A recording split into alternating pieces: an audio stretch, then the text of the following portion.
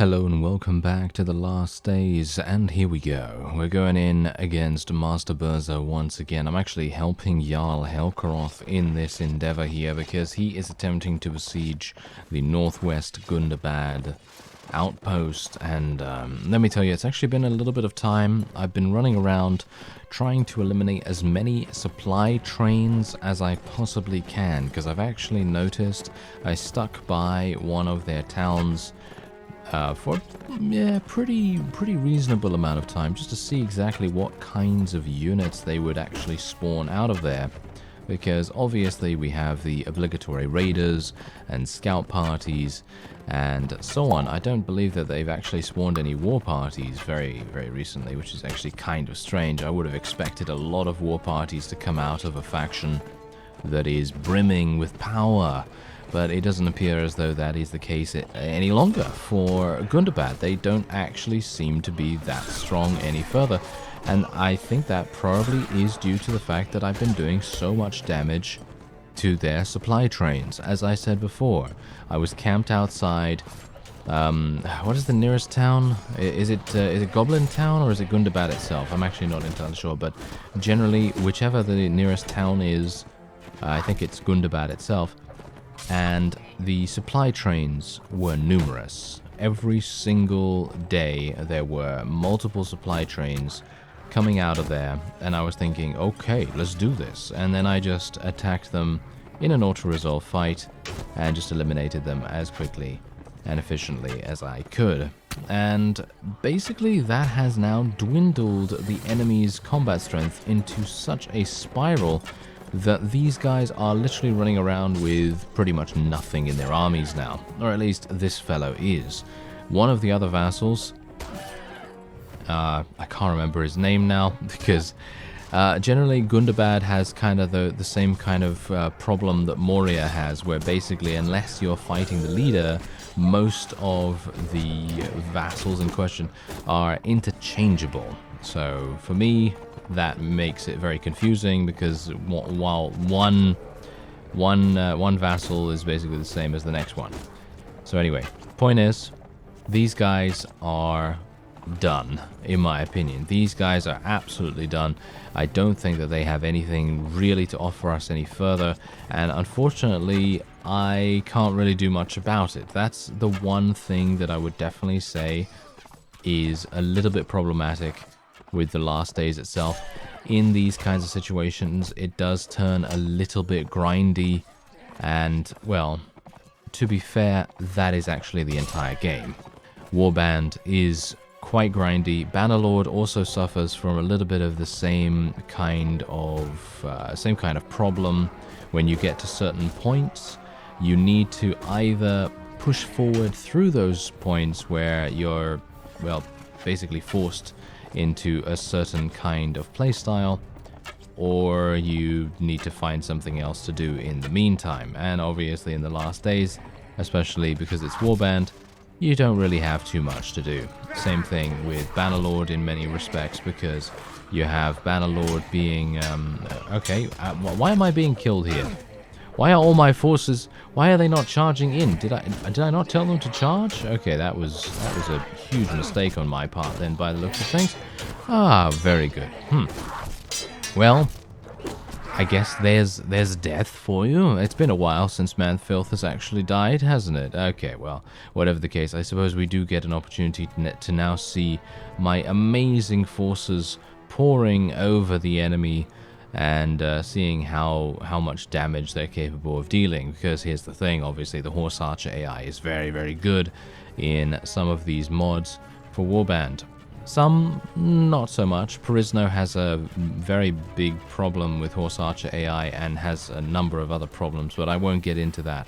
Anyway, point is, the last days definitely has its problems, just like most mods, but I would definitely say that they are minor, unlike aforementioned mods. But anyway, point is, the last days is very enjoyable. If you like Lord of the Rings, if you like orcs and you like elves, then you probably want to give it a go, because let's face it, you can probably pick up Warband for, well, pretty much no money on sale. You know, it's probably going to literally put you back about $5 if you get the complete collection. Maybe not even that, to be honest. And you know, I mean, literally, that's probably less than like a, I don't know, that's less than like a coffee and a sandwich or something. But yeah, whatever the case, it gives you hundreds of hours of entertainment. If you want that, you know, obviously you can decide if you want to go for that or you want to go for something a little bit different.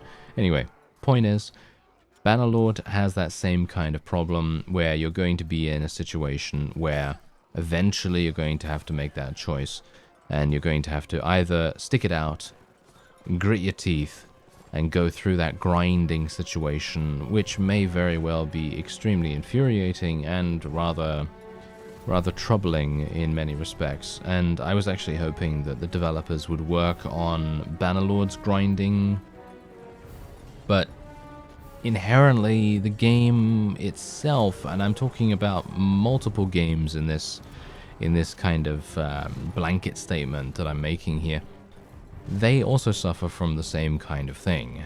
If you're going to be doing any kind of conquering of a world map, and I'm talking about Civilization here as well, I'm talking about various other games in the same kind of genre. If you're going to be conquering something, if you're going to be spreading your influence throughout the land, you're inevitably, unless you have a number of other options available to you, going to have to go through these grinds, which is obviously unfortunate.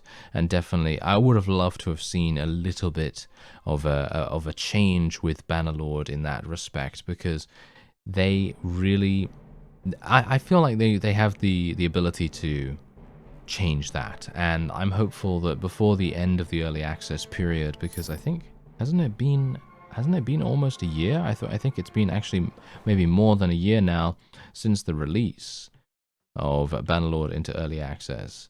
And generally, I would hope that they're still thinking of adding in additional options. And there we have it. Alright, so that is indeed a victory for us right there. And as I was saying, I personally feel like having multitudes of different options to deal with certain situations would probably be the most advantageous for the game's lifespan in the long run. And I'm talking about Bannerlord here, of course, because, well, Warband has already had its lifespan, and it's still going strong in many aspects. And there are still people that continue to play it to this very day, including myself, of course. And generally, I would say that it is a classic. It is certainly a classic, but it does have its fair share of issues, as I said before. And that's the reason why when you'd want to download a mod, you know, for example, Britain Warder is very good when it comes to giving you additional options, albeit those options are a little bit rough around the edges, but still, it does give you that option. Subterfuge, diplomacy, various other ways to complete sieges. You know, you don't want the only option to literally be to have to go into a siege and then grind your own units against the enemy's units for multiple days / in-game weeks. That would be very, very problematic indeed. But yeah, I mean, that's not really anything I can talk about right now because we don't know what's going to happen towards the end of the early access cycle. So fingers crossed that we're going to see something extremely good and a very, very good change, because Bannerlord has been going in that direction. Anyway, here we go. I'm going to have to get rid of a couple of these guys because we do have a number of veteran horse archers that I'd love to be able to take, and these guys are also going to be swapped out a little bit for some of these. Oh yeah, rune horse archers. Oh, these warlords, yes, I will take those as well. Okay, so anything else here? Balkoth horse archers, I'm going to make sure that I'm not missing out on any of those, thank you very much. And that is indeed that. Should I take the outriders or should I just stay with the horse archers? I think I'll just stay with the horse archers for the moment because they are going to become Balkoth horse archers, and I love these guys. They are so good. Anyway, there we are. That is another nice little victory there from Rune, and you can see here, look at this, more supply trains. More supply trains. Just kill as many of these supply trains as you can get your hands on. And there's a bunch of scouts over here as well. And I apparently don't even need to help this guy because these scouts are running away. But yeah, look at that. There's another supply train right there. This is basically all I've been doing, just concentrating my efforts on as much as I possibly can, eliminating every single supply train that I can see. And that has resulted, and I'm going to show you the combat strength now. Boom.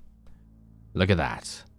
They are literally at 4,400 combat strength, which is insane in my opinion, because they were basically at the exact same level as Rune for the most part. They were at like 7,500, 8,000. They were hovering between those two numbers, and now look at them. They basically have lost half, almost half of their combat strength in no time at all, and it is all due to those to those supply trains. If you can eliminate those supply trains, it gives you a massive advantage in terms of combat strength, because their towns are not going to have supplies, food, weapons, you know, whatever the case may be. I obviously have no idea what it actually does do, but it seems to be making a very big difference in eliminating these guys. And that's the point. Going back to the whole grinding thing, I'm not a big fan of grinds. It very much depends on the game, because obviously, you know, you have the obligatory JRPG, MMORPG sort of grind. I don't really mind those kinds of things, dependent on whether the enemy, whatever it may be, the enemy NPCs are spawning at a reasonable pace, or if it is going to be one of those really, really slow, patience-wearing, you know, sort of things. Because, you know, there are two different kinds of grinds. One is it's infuriating, it's slow, and it gives you very little payoff.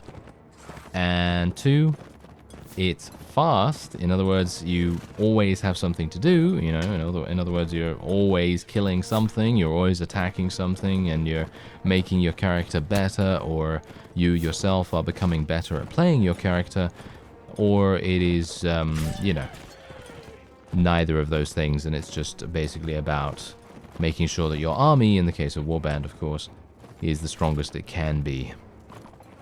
So obviously there's a number of different things that can be done there, but yeah, that's what I'm talking about mostly. So yeah, anyway, we are going to obviously be eliminating Master Berza right here. I've got to be very careful about the pole arms, and I do realize that I've gone off on a bit of a tangent about the whole, you know, grinding thing, but it is very true. Anyone that has gotten to this point in Warband specifically, and especially in the late game of Bannerlord as well, when the only thing that you can do is besiege stuff, then you'll kind of understand what I'm talking about in regards to needing more options for the player to resolve conflicts, because that's the exact reason why, by the way, I absolutely adore the addition of the everything has a price perk. And if you know what I'm talking about, because you've seen my Trader Lord series with Mr. Pelosaur, then props to you, because I actually think that that's one of my most favorite series of Bannerlord. It's one of them. I'm not entirely sure if it's in the top 3 or top 5, but or maybe it's even number 1. I don't know. I found it super, super fun. But that is only because it offers a completely different playstyle to the player.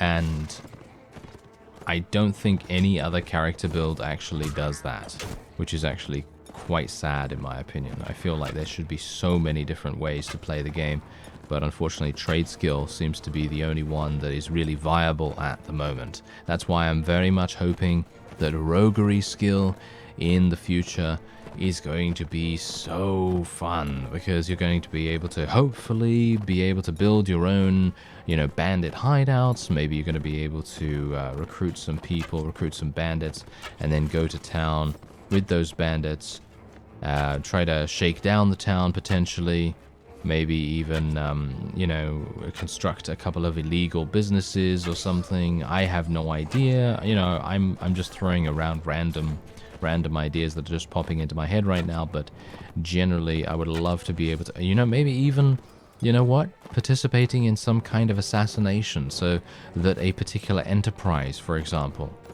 becomes yours just because you're able to assassinate the owner of the deed and then retrieve the documentation or whatever the case may be. You know, retrieving something that allows you to lay claim to the enterprise or the workshop and then profiting off that. You know, just generally adding those extra options would be really, really fun in my opinion.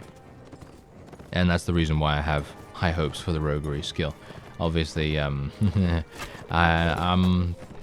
a little bit skeptical because in the very recent past, the developers they've done some good work. I think they've done some very, very good work.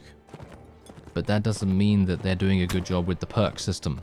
I feel like the perk system needs a little bit extra. Like, it's already looking really good, but as I say, I feel like it needs just that little bit of diversity and a little bit of a change to how the game is played. That's exactly the reason why I say the trade skill is so good, because it allows you to play the game in such a different way.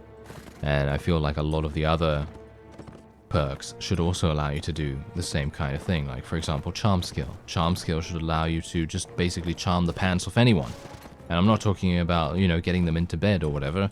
I'm just generally saying that it should be so powerful that you can do interesting and wonderful things like you can with Everything Has a Price. And it's the same thing with the roguery skill as well. Just give us additional options with which to enjoy the game, because that's going to extend its lifespan by such a dramatic amount. It really is. Anyway, there's another supply train from Gundabad right here. This is basically all I've been doing, and unfortunately this is all I can actually do, because obviously in the last days I have no real fallback option. There's nothing else I can really do apart from whittle down the enemy's combat strength as much as I possibly can. And of course, that is a little bit sad, but it is basically the same thing as regular Warband, where I would just be going into siege after siege after siege, and just trying to wear down the opponent as much as I possibly could. Now, of course, that is kind of sad, you know, but in general, that's just how the gameplay loop is, and that's why I always find it rather amusing when people say to me, "Why are you doing this? Why are you doing such boring stuff?" And I'm like, well, that's the game, you know. That's how the game is. There's no way that I can change that. I can't change the game. I'm absolutely abysmal at programming, and even if I wasn't abysmal at it, I doubt I could make a good mod, a better mod than this, you know. So there you go. You know, it's just the gameplay loop that Warband is, and you know, there's all she wrote basically. Anyway. My rant is over. I apologize if you didn't like hearing my thoughts on the whole development cycle of Bannerlord and what I think would actually improve, you know, the state of things, because I know that a lot of people do get somewhat infuriated and maybe a little bit impatient by the whole mid-late game sort of lull that tends to happen in the game at those points. And I've obviously received a bunch of messages about that as well, you know, basically corroborating all what I've already thought, but it's still, in my opinion, quite valid. Anyway, I think that's probably going to be it for this episode. I do apologize. I just don't have much to do here, you know, unless you want to watch me fight another 50 supply trains or something, because there are so many of them, and they are spawning them at an alarming rate. But that's the point. They're only spawning them because they have the spare supplies. Exactly. Yes, they have the spare supplies. But if you could take a look at this, look at this, look at this. Wow.